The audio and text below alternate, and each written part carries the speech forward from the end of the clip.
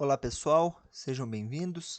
No vídeo de hoje vou fazer a correção de alguns exercícios da semana 4 do PET, que é o Programa de Estudo Tutorado da Secretaria de Estado de Educação de Minas Gerais.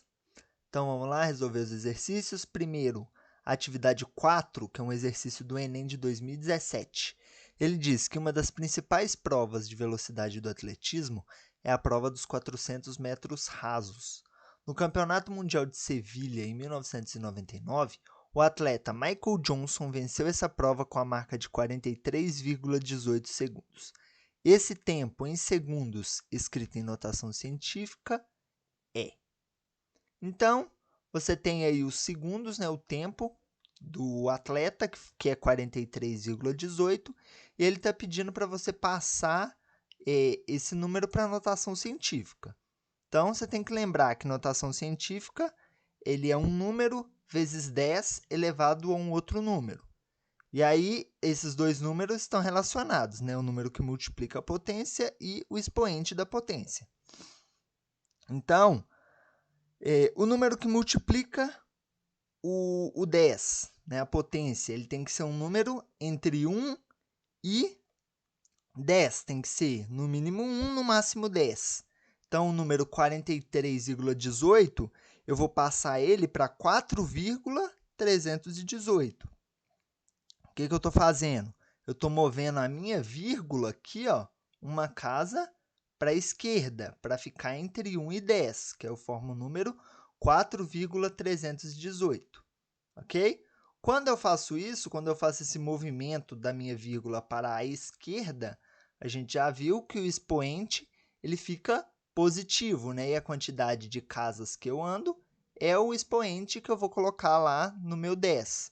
Então, eu andei uma vez, meu expoente vai ser 1. Então, 43,18 ele fica sendo 4,318 vezes 10 elevado a 1. Tá bom? Então, essa é a resposta, né? A letra B, exercício bem simples. O segundo, né? A atividade 5, que é um exercício também do Enem, mas agora do ano de 2017. Olha só. Medir distância sempre foi uma necessidade da humanidade.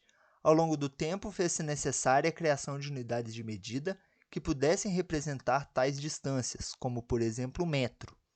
Uma unidade de comprimento pouco conhecida é a unidade astronômica, a gente representa como UA, utilizada para descrever, por exemplo, distância entre corpos celestes.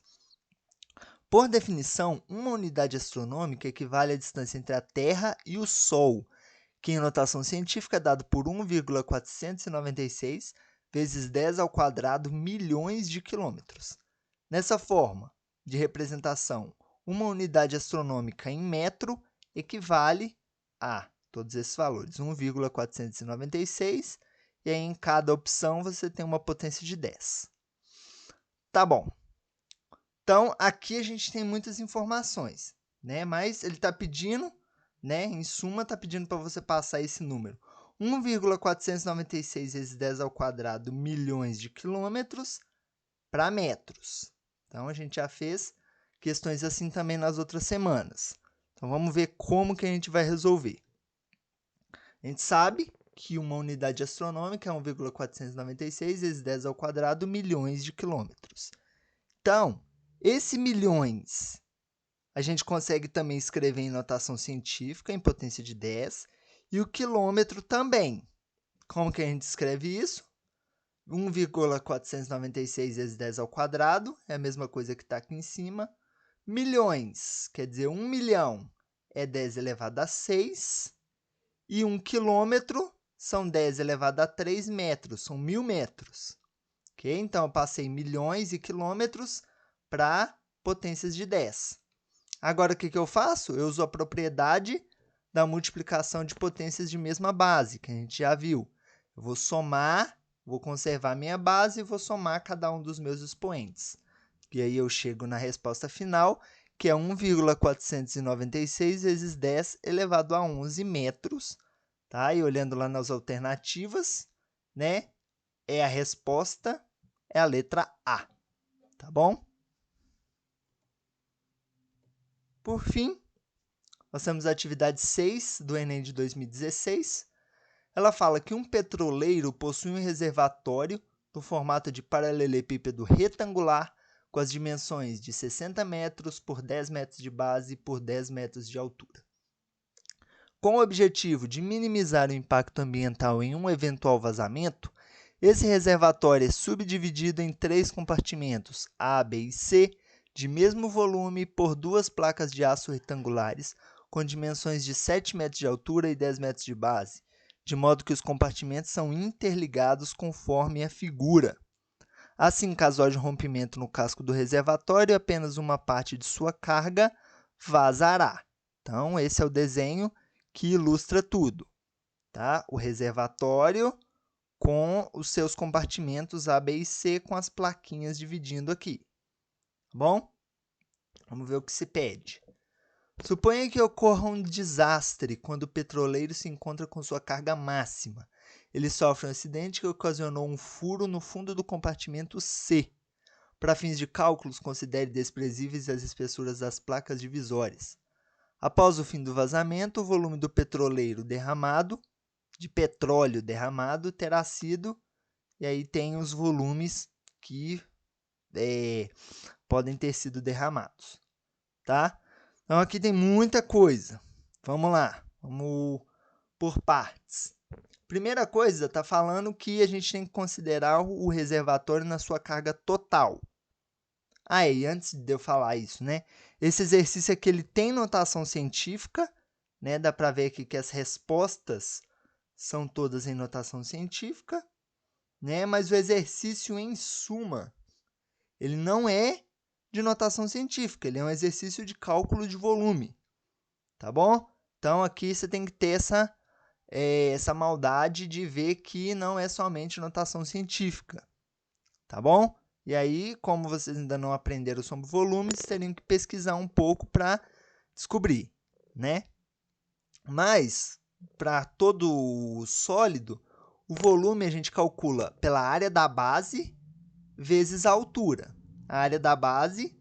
Aí, primeiro nós vamos olhar o volume do meu reservatório todo, né? Porque fala que ele está cheio. A gente considerar uma situação em que o reservatório está totalmente cheio. Então, nós vamos calcular primeiro o volume do meu reservatório todo. Então, eu vou usar essa fórmula aqui, ó, área da base vezes a altura, e aí eu vou multiplicar as dimensões. Tá? O comprimento vezes a largura, que é que dá a área da base, vezes a altura, que é 10. Então, 60 vezes 10 vezes 10, que dá 6.000 metros cúbicos. Tá bom?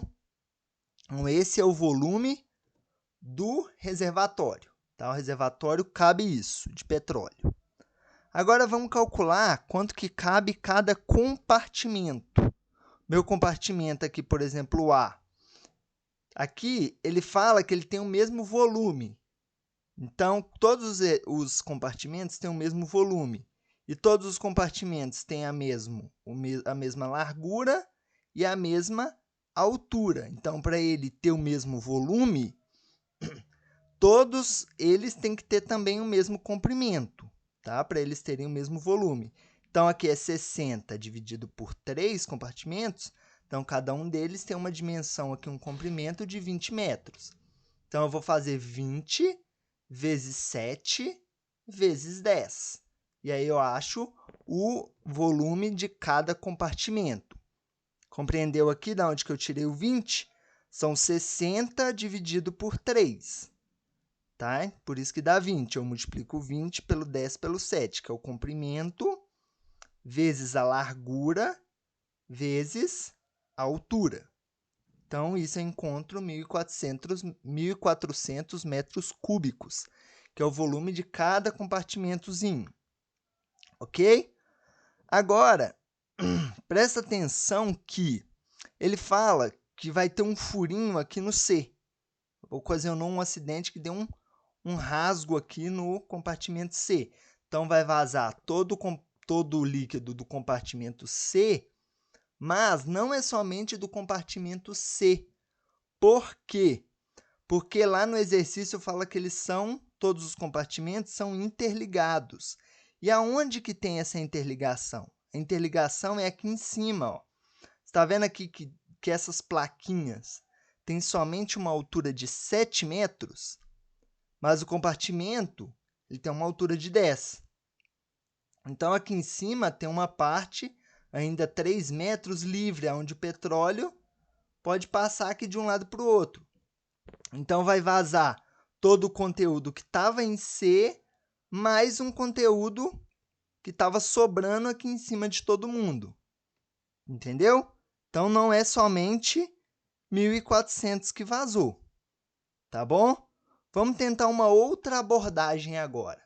Pensa comigo, se eu pegar os 6.000 metros cúbicos e eu subtrair a quantidade de petróleo que tem no compartimento A e no compartimento B, eu vou descobrir quanto que vazou, não foi? Porque aí vai ficar tudo que estava dentro do A, até aqui na risca, né? E tudo que estava no B, na risca.